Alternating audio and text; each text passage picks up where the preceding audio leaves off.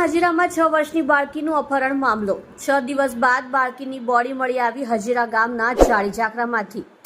સુરતમાં ગુમ થયેલી બાળકીનો મળ્યો મૃતદેહ। 7 દિવસથી 6 વર્ષની બાળકી હતી ગુમ। બાળકીની હત્યા થઈ હોવાની આશંકા। જાળી ઝાકરામાંથી મળ્યો બાળકીનો મૃતદેહ।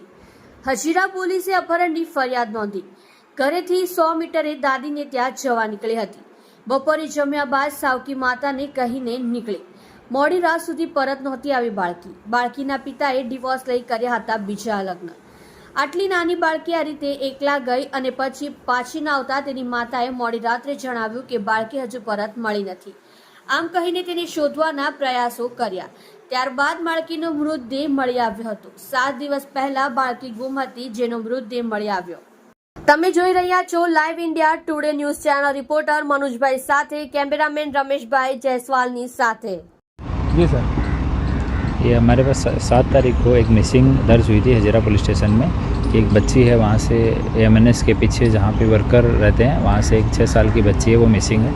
तो इस बच्ची को ढूंढने के प्रयास कर रहे थे। हमारी अलग अलग टीमें बना के इस एरिया में ड्रोन से भी चेक किया गया। इसको अलग अलग टीमों के द्वारा जितना एरिया आसपास का सब जगह चेक किया गया था।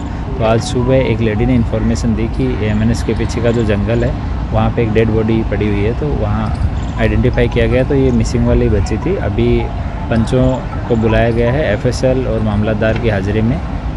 बच्ची की बॉडी को यहाँ से सिविल हॉस्पिटल में फॉरेंसिक पोस्टमार्टम के लिए रेफ़र किया गया है और आगे की इन्वेस्टिगेशन अभी चालू है। एक बार पीएम की रिपोर्ट आने के बाद में तहकीकात की जाएगी और कुछ प्रोग्रेस होगा तो आपको इन्फॉर्म करेंगे।